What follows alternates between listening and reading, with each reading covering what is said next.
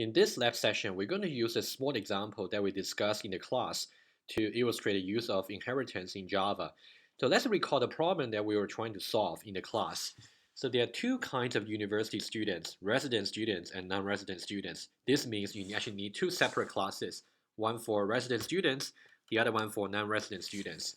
So both kinds of students have a name and a list of registered courses, which means you have to repeat the declarations of these two attributes in both classes. And both kinds of students are restricted to register for no more than 30 courses. So somehow the way both kinds of students can register for a course is the same. Okay, but somehow we have to repeat the same register method in both classes. When calculating the tuition for students, a base amount is the first determined from the list of courses they are currently registered. So each course has an associated fee. So in order to calculate the tuition for either a resident student or a non-resident student, the first step is to calculate the base amount, which is to iterate through the currently registered courses and then to sum up the fees associated with all the courses. And then the second stage is different between resident students and non-resident students. For non-resident students, there is a discount rate applied to the base amount, okay? And for the resident students, it's going to be charged with higher rates by applying that to applying a premium rates to the base amount. And so this is actually a very simple example here, but somehow you can see between the two kinds of students, resident students and non-resident students, they do share something in common, but they also have something that they are different in.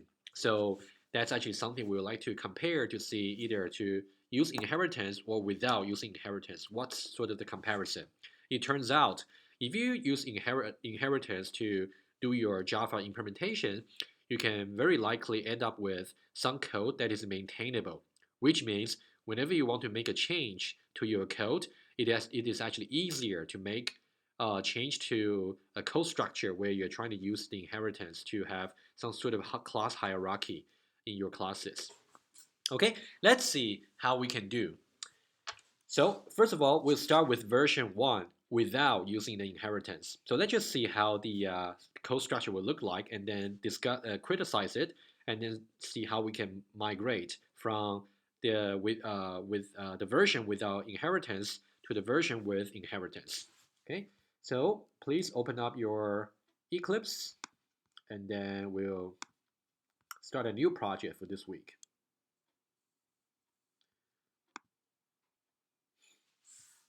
Okay. So when you go to Eclipse, we're going to first create a new project for this week.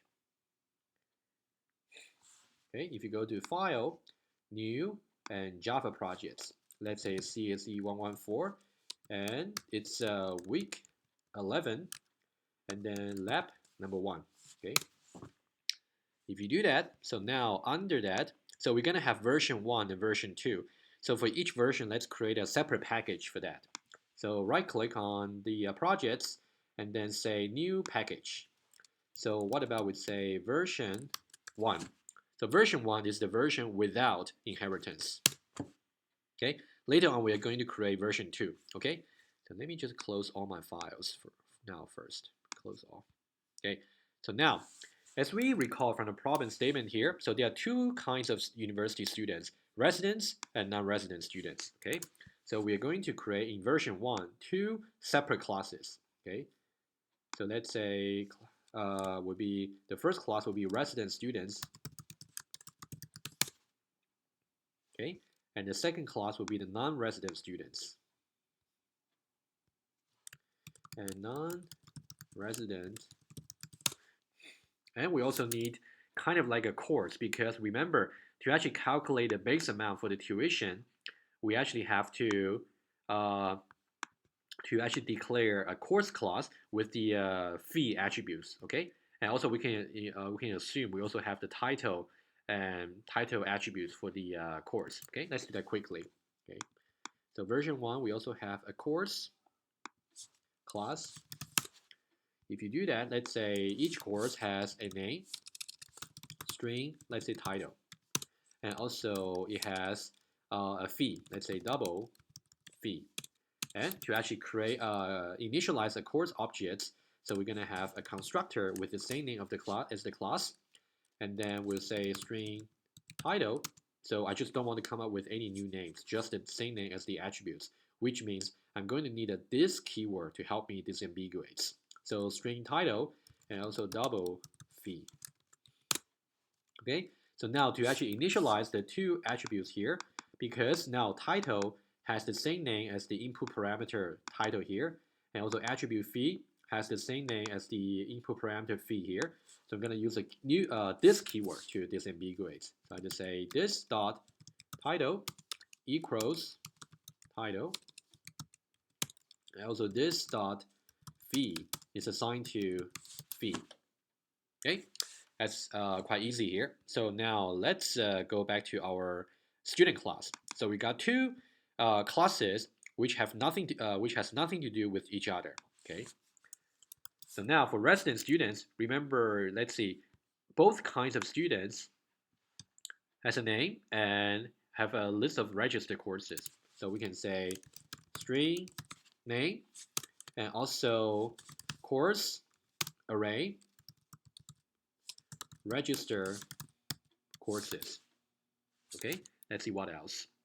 And that's about it for attributes. As you can see, so this is true for resident students. This is also true for non-resident students. So I can just copy and then paste the code to non-resident students.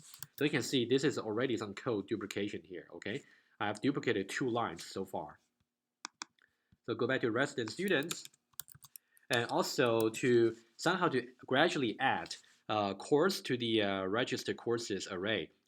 As we learned before, we have to also maintain an integer counter. So integer number of courses, and we also have to repeat this declaration here in the non-resident students. Okay, you can see so far non-resident students and resident students look almost identical except for the name of the class. Okay, and also let's see, and we also have to, and now in the case of the non-resident students, we actually have a special attribute which distinguish that from the resident student, which is called the discount rate. And similarly, only the resident student has a premium rate, but not a non-resident student. Okay, so now for the resident student, we're going to say double premium rate. And this time, we cannot simply just copy and paste. So this is the attributes. Only resident student has this attributes. And also here, we're going to say both resident and non-resident students have these 3 attributes, which means we are duplicating the code. Let me just copy and paste that. So now in non-resident students, you can just apply the same comments here. And now, for non-resident students, we also have a double attribute here. But instead of saying that's a premium rate, we're going to say there's a discount rate. Discount rate. Okay. So now, let's say we would like to create a constructor for resident students. So in this case, we have to choose the same name as a class. Resident students, and we would like to just initialize the name attributes here. So we can say string name, and we can say this dot name equals name, because you can see the name here clashes with the name over here. That's why we needed this to disambiguate. Also, let's assume, or actually we can as said in the problem statement here, register for no more than 30 courses. So that means somehow this array here should be bounded by like a 30. Okay, so let's say this dot register courses is equal to new array of course up to 30. Okay, and we can also number of courses is initialized to be 0. Although this line is not so necessary, because if you didn't put this line here, the default value for integer would be 0 anyway. Okay. So now, how do we define the constructor for non-resident students? is going to be almost identical except the name of the constructor will be non-resident students rather than resident students. Again, we can just copy and paste the code to non-resident students, and we have to change the name from resident students to non-resident students. And that's it. You can see again, we're duplicating the code body for the constructor. Okay. Okay, let me go back to resident students. And now, because we have a premium rates attribute that is unique to the resident students, so to actually later on set the premium rates, we need a mutator for that. So we can say void set premium rates to be a new number, let's say premium rates. So here you can say this dot premium rates equals premium rates. Okay, and we have a similar method in the on the side of the non-resident student for discount rate. So now after discount rate, we can, let me just put the comments for you. So this is a mutator method for premium rates. Okay, so now we're going to do a similar method here. So now we're going to define a mutator method for discount rate. And we're going to say void set discount rate and double discount rate. Okay, we're going to use the this keyword to disambiguate equal to discount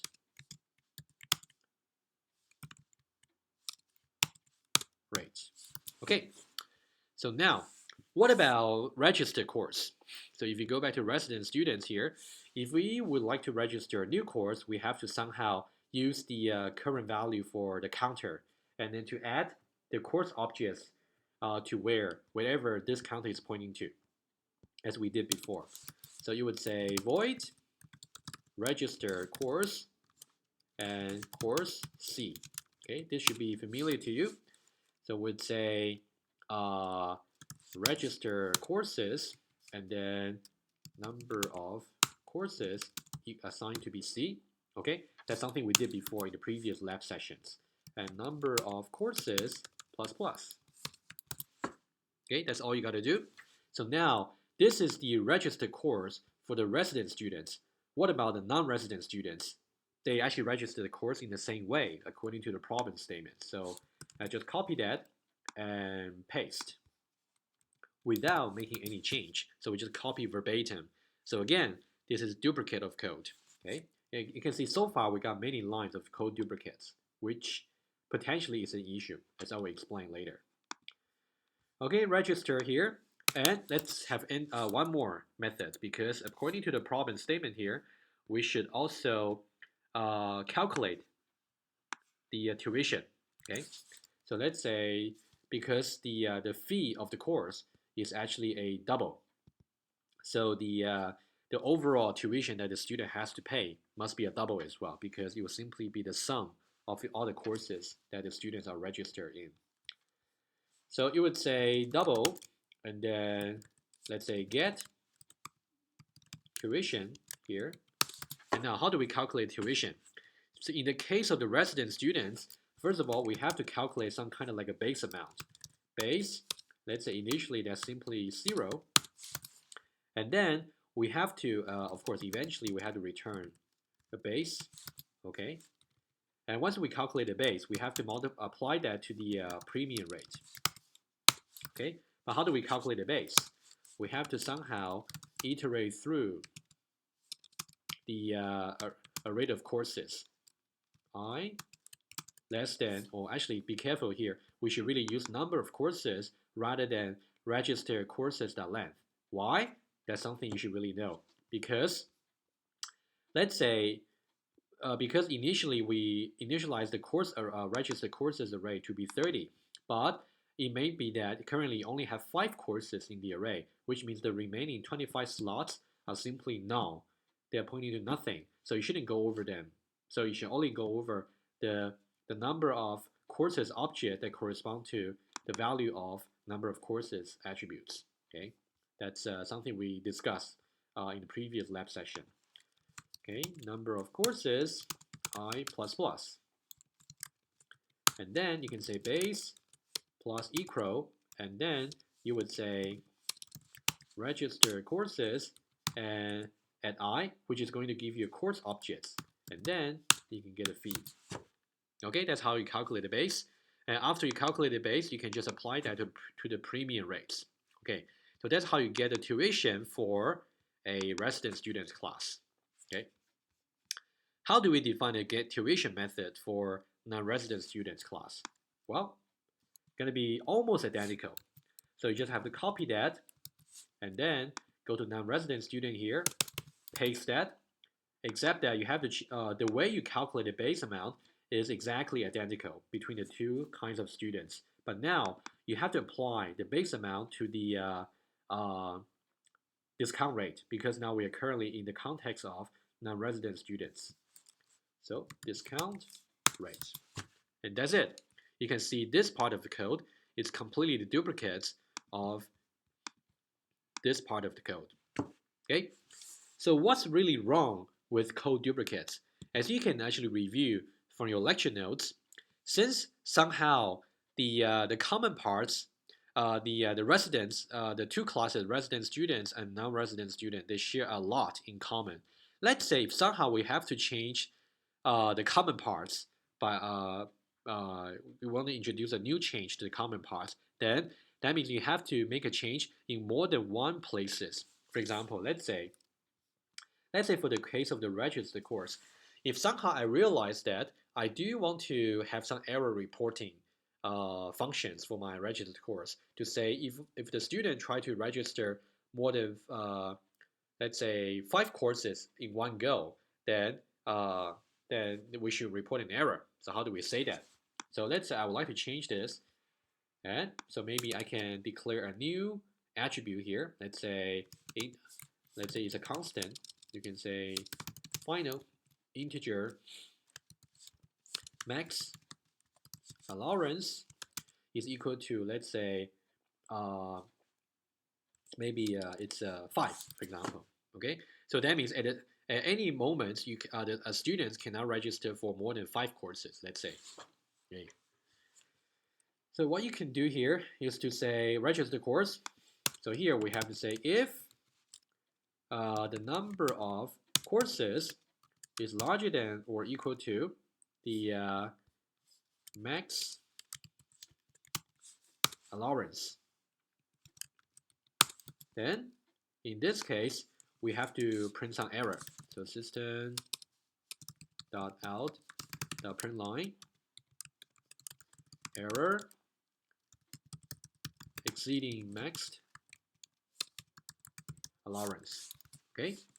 Otherwise, if it does not exceed the maximum allowance, then we'll do the normal registration. Okay. You can see now the common parts of the class has been changed quite dramatically. You can see now rather than having only these 2 lines, we actually have some if then else structure here. So how do we reflect this change back to the non-resident students as well?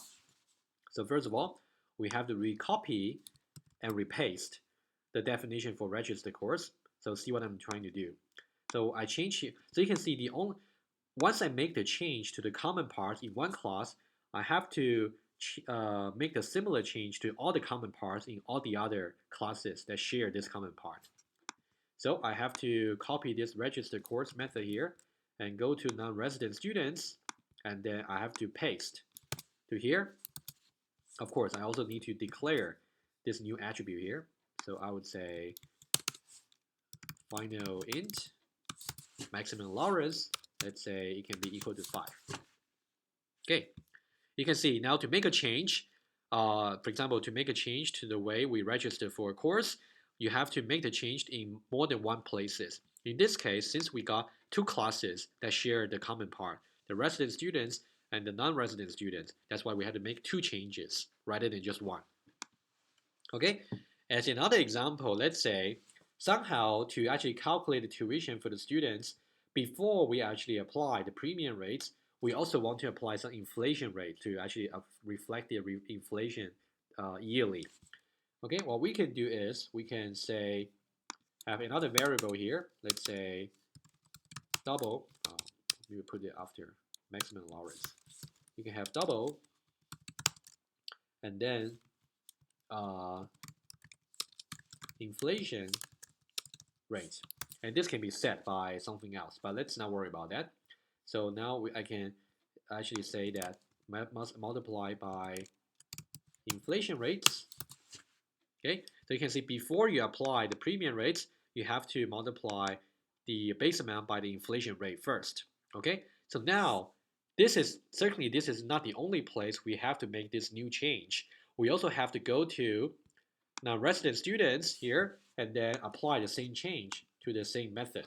So you got to say base times inflation rates and times. Of course, this we also have to declare the attributes here. You can see now we are again making duplicates in both classes. So here you're going to say double inflation rates. Okay, this is something we'll set later. Okay, so as you can see now, it's actually quite inconvenient for this first version of design here. Whenever you want to make a change to the common parts that are shared by these two classes, you have to make the change in both of the classes. And similarly, let's say if we have more than two kinds of students, we may have, as we discussed in the class, we may have foreign students, we may have domestic students. Under that, we might have foreign resident students, foreign non-resident students, and also domestic resident students and domestic non-resident students. We got 4 kinds of student there. Every time you want to introduce a new change to the common part, you have to change in 4 different places, which is again very, very inconvenient. And whenever you have to make changes by your hands, it's very easy to make a mistake. Okay, so that's really the disadvantage. Okay. Okay, how do we solve this? So a solution, an ideal solution is somehow to say we can declare the common parts of the code in only one single place. So you can see these are the common parts for the class and also maximum allowance as well. So let me just put them there. So these are the common parts that both kinds of students are sharing.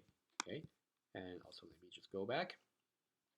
And also, yeah, I think we're fine here. So these are the common parts between the two classes. We would like to, this is a common part. This is more, not here. So this is like a common part for the constructor. And also this is the common part for the register method. And also this is the common part for calculating the base amount for the tuition.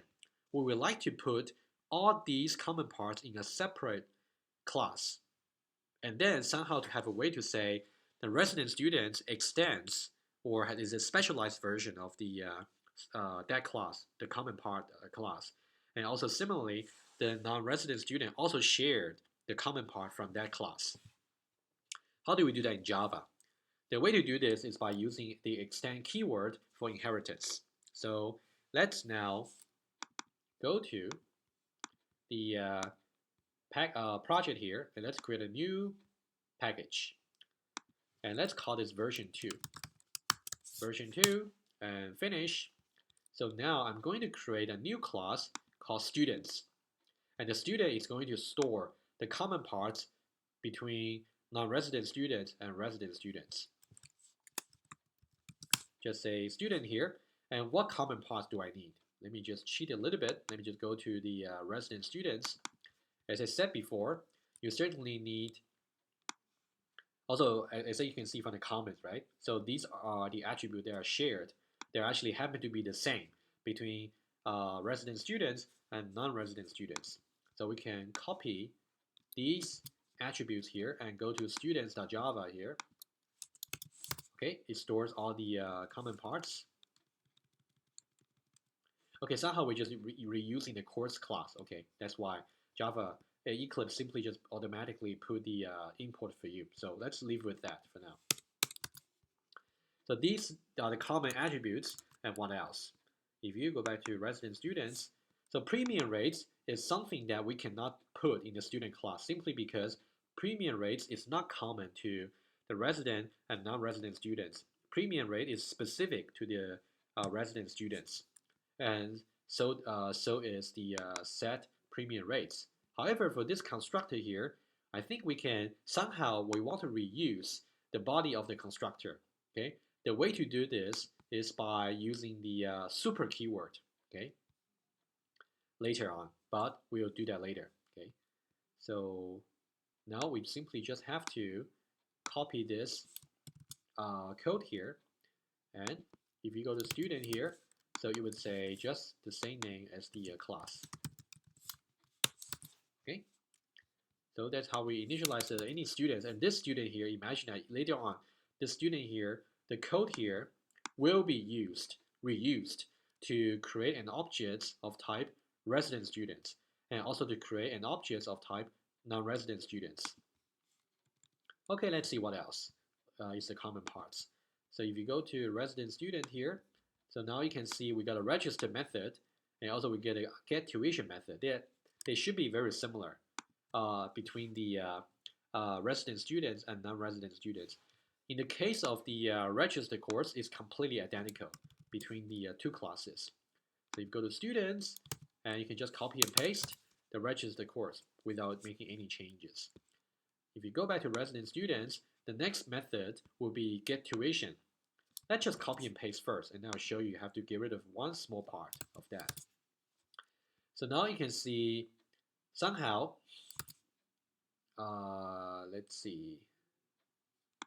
So it seems like we have to also create a new, create a course class so that we can actually get access to it. Okay, let's just do it now. So in version 2, we are also going to create a new class called course. And the course class here is going to be very similar to the course class before. So I'm just going to copy and paste that. Okay. Okay. And now we do not want to import this anymore. Okay. And now if I go to student class, so now to get a tuition here at a student class, so because at this level here, we don't yet know whether the class is actually a resident student or non-resident student. We're just trying to say something general about the students. So here, get tuition will just return back to you this, the base amount and the inflation rate. Later on, we'll see. When we try to use inheritance, the resident students class, for example, is going to inherit the definition for this get tuition method. So we can simply apply that and then further multiply that with the premium rates. That's what we're going to do. Okay. So this student class here stores the common parts between the resident students and non-resident students. Let's see how we can define those two classes individually. So you can now create a new class here. You can call that maybe resident students. Okay, so now, so you can see here, there's a field called superclass, and as I mentioned in the class, every class is by default the subclass of the object class. That's why they put object here for you by default. But let's say now resident students should be a subclass of the student class. If you say finish, you can see that you have a resident student class, and then you actually extend the student class. Let's see. Okay, so now, first of all, you can see that in the student class, we already declare these variables here, these attributes here, so there's no need to redeclare them because the fact that you say resident students extend students, you inherit all the attributes and methods there, except for the constructor, which is something we will do. Okay, you can say here, no need to redeclare all the attributes in students. Okay, so now we are going to define the constructor for the student, because every time when you're trying to extend a class, the only method that you don't inherit is the constructor. Okay, so here you would say student resident students, and then let's say it also takes the input parameter string name. Okay, so what I could have said, let's see.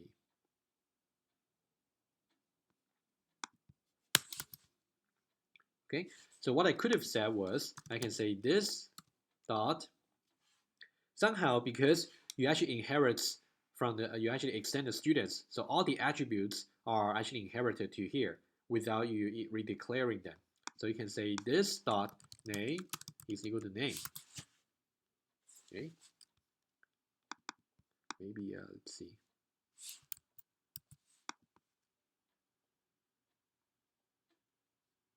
Maybe did I make a typo here? Let's see. Okay, I did. Okay, so now resident students here. And now I'm actually going to you make use of the version of the, so what I could have said was this dot register courses is equal to new array of course and then 30. Okay, so now let's have a look. So now let's reuse. Somehow you can see these two lines of code actually correspond to what's shown in the student class, where you can see these are exactly what you're supposed to do. So one way to do this is by using the Java super keyword. Okay, that is to say, I can now say, rather than saying this to repeat, you can say super name. This simply means we're going to call the version of the constructor that has one string arguments, one string parameter from the student class. As you can see, in the student class, the only constructor you have is this constructor here that takes a name. So somehow, if you say in the resident students class here, sorry, let me just close that, otherwise it'll be very confusing. Let me close that and let me open it again. So resident student here, so you can see whenever you say super here, it's going to look for the constructor in the student class that takes one string arguments. Okay, and it'll be the same, almost the same for you to define the non-resident students. So let's also create a new class called non-resident students. Non-resident students, and also the superclass would be simply just students. Okay, so now we would like to define a constructor here. So it's now non-resident students, and we can simply just reuse that constructor there. Non-resident students.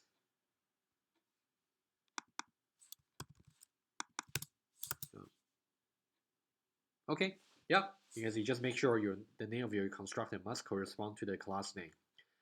Okay, so as before, so now you can see the resident and non-resident student. There's no need to redeclare all the attributes in the students because they simply just inherit them from the student class. Okay, next. So now, if you go to the student class, you can see that we actually have the register course method. And in this case, because register course, the way you register a course is completely identical behavior between a resident student and a non-resident student. So there's no need to redefine this. So we can just go to resident students. You can say, so here you can say, no need to redefine or to redeclare register course. Okay, and similarly, we can go to non-resident student and put the same comments there just to remind you about it. So now for get tuition, actually before I go to get tuition, remember from the previous exercise there, so we see that non-resident student has something that is specific to it, which is called discount rate. So we have to declare this unique attributes in the subclass level. So let's close that. And let's go to resident student here. So now we have to have a new attribute here. You can say attributes specific to resident students, which will be the discount rate.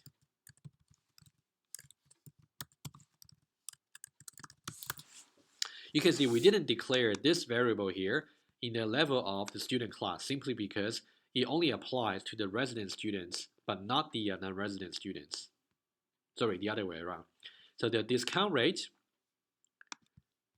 this is resident student. Just got myself confused. So resident student has the premium rate. And the reason that we didn't declare this premium rate attributes in the student class simply because the premium rate only applies to the resident students, but it does not apply to the non-resident students. Okay, that is why. Okay, so now we go to go back to resident student here.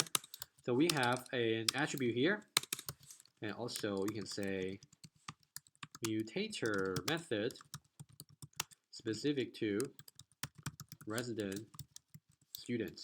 In this case, we can just have a mutator method for the premium rates attributes. Set premium rates double premium rates. So you would say this the premium rates is assigned to premium rates. Okay. So now the way we do for the non-resident student is similar. Okay, let's go to non-resident student here. Just have a look. So now, first of all, we have to know to declare a new attribute that's specific to the non-resident students. Attributes specific to non-resident students. And in this case, we can actually declare the, because now we are in the non-resident students class, so now we can say double, and then discount rates, okay? And also we have a mutator method for that.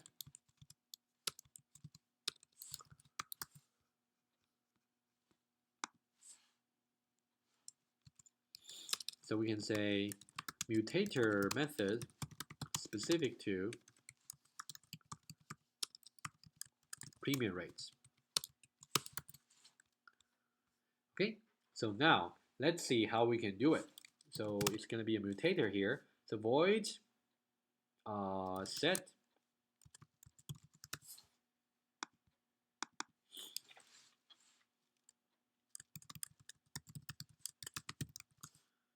okay, set discount rate and then double discount rate.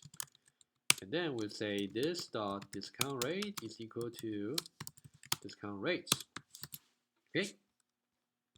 And finally, we're going to see if the in the student class, since the last common part is the get tuition, should that be somehow redefined in the resident students and non-resident students? The answer is yes, simply because you can see in this version of the get tuition method, which you define in the parent class called students, it only calculates the base amount applied with the inflation rate. But what about the premium rates for resident students and also discount rate for non-resident students? So this method here, we should really reuse its code, but also add something on top of that. How do we do that? So let's go to resident student here. So if you try to redeclare the method here, that means you are trying to redefine or try to override it. So void, and then we'll have, sorry, not void, it's get tuition. So we'll say double get tuition. Okay. So we can say somehow we want to calculate the base value, the base amount, using the version of the get tuition from the get tuition method here from the student class. That's something we would like to reuse. How do we do that? So again, whenever you want to reuse something from the parents, use the super keyword. So you can say base amount is equal to super, and because get tuition does not take any arguments, so we can simply say super. Okay, let's see. And after that, we can return. So this base amount here actually takes into consideration of the inflation rate already. Okay, so now return base amount multiplied by the premium rates.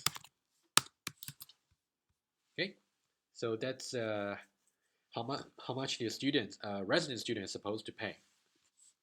Okay, let's just try to see what this error is about. So here we got super here. So you may have to say super.get tuition. Okay, that's what you got to say. Okay, so you can think of super refers to the superclass of the current class, which is students. And then from that superclass there, we're going to say super.get tuition. So that's what you got to say.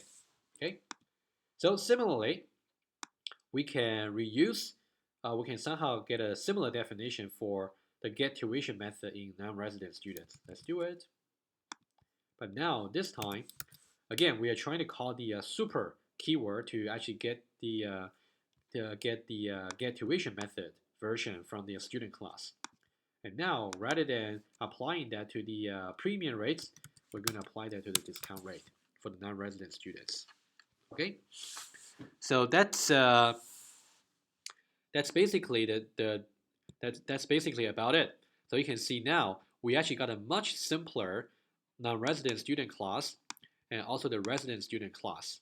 Okay, so you can see all we list in the resident student class are the parts that they don't share, and also you can see for many of the parts we can actually simply just recall. We can just call the common parts from defining the student. For example, in this case, we are trying to reuse the definition for the student constructor from the superclass. In this case here, we are trying to reuse the result that is calculated on all the registered courses in the get tuition method in the student class over here, right? Okay, apply with the inflation rate, of course. So now we got these two classes here, and now let's say if I would like to change, let's say I would like to change the way we register the course, let's say up to back to the old way, let's say, which means I don't worry about any maximum allowance. In that case, I will get rid of, let's say just put it in comment. Let's say let me just put it in comment and undo. All I have to do is this, and nowhere else. But in the case of the version 1, whenever we make a new change to the common part, we have to change multiple places. But now, in the version 2, where we got inheritance, when you change the common part, you only have to change it once, okay, and for all. Okay, that's something I would like to show you, but we don't have to do that now. So now you got two versions of the student class. You got version 1, where you only got resident students and non-resident students, where the two classes are completely independent. In the second version, we have non-resident students, where you actually have the we are trying to use inheritance to create two classes, non-resident students and resident students, which both inherits from the common class called students, where they inherit all the attributes and methods except for the constructor, and they can actually further build up the example. Okay. Okay, that's about it. So let's just run a tester quickly to see how this turns out to be. Okay, if you go to a tester here, I would like to show you something here and use the debugger. Okay, can we just create a new class here and call that, let's say, students tester, and we will like a main method there. Okay, so what about we do this? Let's say resident students Jin is equal to new resident students. Let's say J Davis. Let's say I would like to have another. First of all, you can see that this student tester here belongs to package version 2, which means it is going to use the definition for resident students over here, okay, rather than the resident students over here. Okay, that's something to note.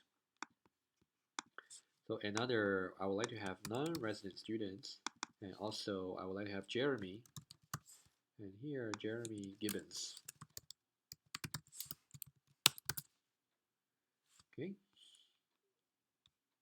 Okay, just make sure I don't have typo here. Let me copy that, put it there. Okay, so now I would like to see how the methods are executed. So when I say system, let's say we have a course C1 CSE114 is equal to new course. Let's say CSE114. Let's say it's $500. And similarly, let's just have another one. So CSE114. So let's say 214. So 214 and also $500. Let's say because Jim is actually a resident student, we're gonna say Jim.set premium rates to be 1.25, which means he will be charged 25% heavier.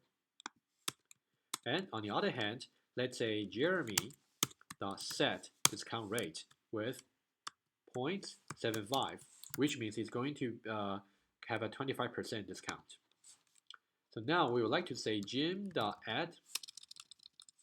We would like to register the course for Jim. Okay. So now we're gonna say Jim. Let's see.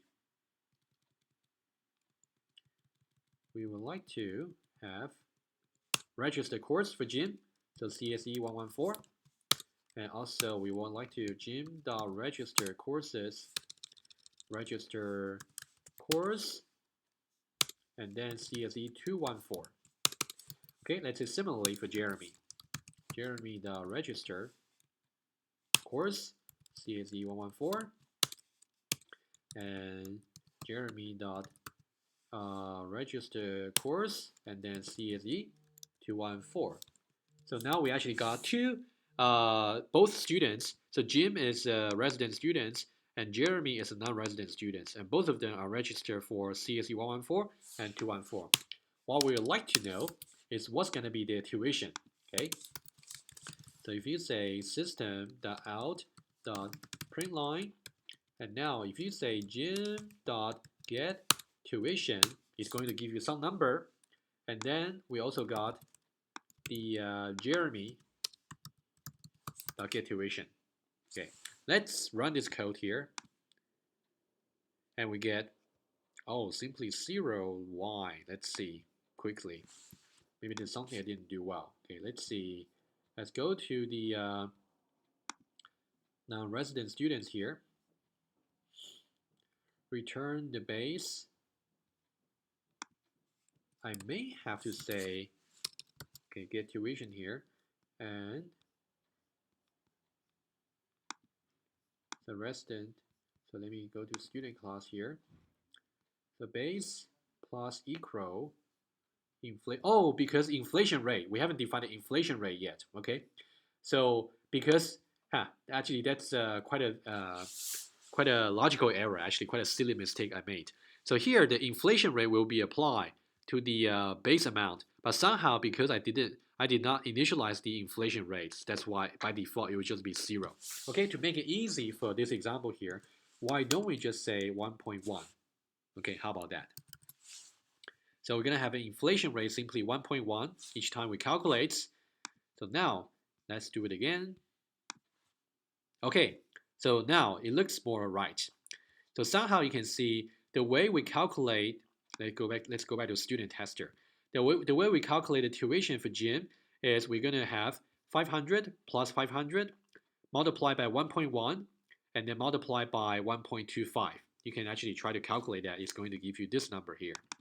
And for Jeremy, we're going to have 500 plus 500 multiplied by 1.1, the inflation rate, and then multiplied by the 0.75 discount rate. But now I would like to put a breakpoint over here, and let's see how that was calculated. So now we're going to say run debug as Java application allowed. So now we are stopped here. So now I would like to step into the get tuition for Jim. And now remember we actually got two versions of the get tuition. So the version in the students, the version in the resident students, and the version in the non-resident students, right? So now let's step into it. So now you can see now we are now in resident students because we are trying to do gym.getTuition. So now we are in the getTuition method in the resident students. And now we can see that's actually exactly the call we are trying to do. It would say super.getTuition. So how do we, so let's have a look at getTuition here. So now if I say step into, it is going to go into the version of the getTuition for the student class. If I say step into, so now you can see now we are in the student class and we do have the getTuition method here. And then you can see that it is going to execute, okay, because we got two courses, so it's going to run 2 times. And now you would see that the base, if I can just check the amount here, so base is a 1,000 because 500 plus 500, and the inflation rate is simply 1.1. So it's going to give back to me 1,100. Okay, so let's step over. So now you will see that the base now is actually 1,100. So it's actually after the 500 plus 500 times the inflation rates. And now we're going to apply the premium rates, which is 1.25. And now if you say that, it's going to return back to you just whatever that number should be. So which is this number here, as you can see.